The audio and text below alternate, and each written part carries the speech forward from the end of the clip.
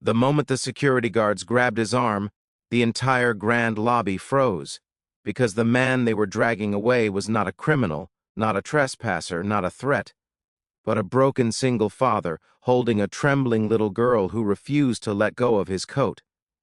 That was the day everything changed. And before this story ends, you'll understand why. If you believe in kindness, in second chances, and in the quiet power of people who refuse to give up on life. Take a moment right now to like this video, comment your thoughts, share it with someone who needs hope, and subscribe to the channel.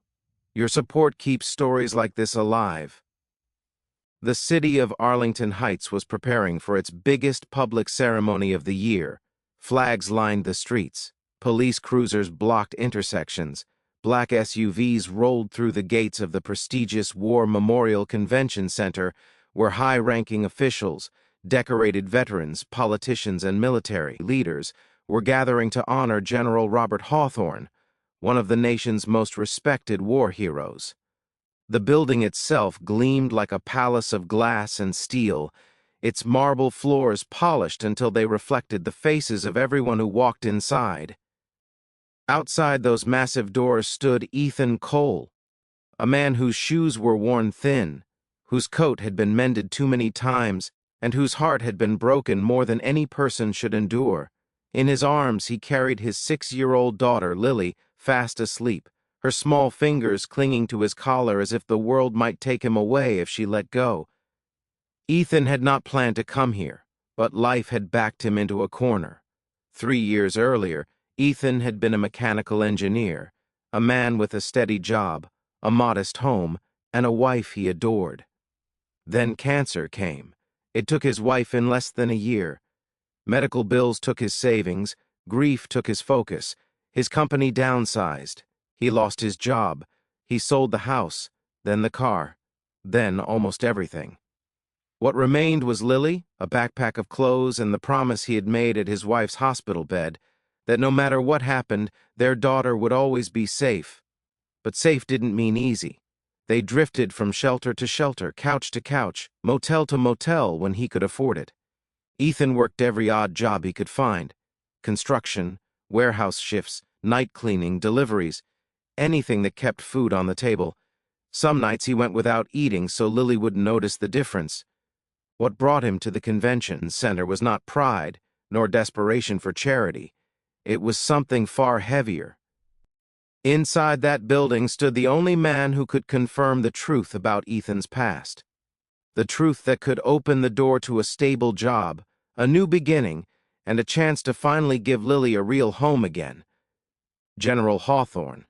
10 years earlier, in a desert thousands of miles away, Ethan had been the young engineer assigned to repair a damaged military convoy after a devastating ambush. He wasn't supposed to be there that night. But when the explosions hit and communications went dark, Ethan drove through gunfire to restore the vehicles. In the chaos, he helped evacuate injured soldiers and personally shielded a wounded officer from incoming fire. That officer was Robert Hawthorne. But Ethan had never told anyone. He returned home quietly. Life moved on. And when tragedy shattered his world years later, pride kept him from asking for help. Until now. Ethan had written letters, emails, messages through every channel he could find. None were answered. This ceremony was his last chance. He stepped inside. The marble floor echoed beneath his boots. Chandeliers glowed above. Everyone wore tailored suits and decorated uniforms. Ethan's coat, frayed and faded, made him stand out like a shadow in a field of light. Lily woke, rubbed her eyes, and whispered that she was scared. Ethan promised it would be okay. That was when security noticed them. 2 guards approached, their eyes scanning Ethan's clothes, the child in his arms, the backpack on his shoulder. They asked for credentials. Ethan tried to explain. He said he only needed 1 minute, just one. He said he knew the general. He said it was important. The guards didn't believe him. They reached for his arm. The crowd turned. Cameras shifted. Whispers rippled. Lily began to cry. Ethan's voice broke as he pleaded not to scare his daughter. He said he would leave after speaking to the general. He said he had saved his life. That was when a voice cut through the noise. From the far end of the lobby, a young woman in a navy blue dress froze mid-step. Her eyes locked onto Ethan's face, onto Lily's tear-streaked cheeks, onto the scar across Ethan's temple. The color drained from her face. She dropped her clutch and ran. The guards stopped, stunned, as she reached them. This was Emma Hawthorne, the general's daughter. Her hands trembled as she looked at Ethan.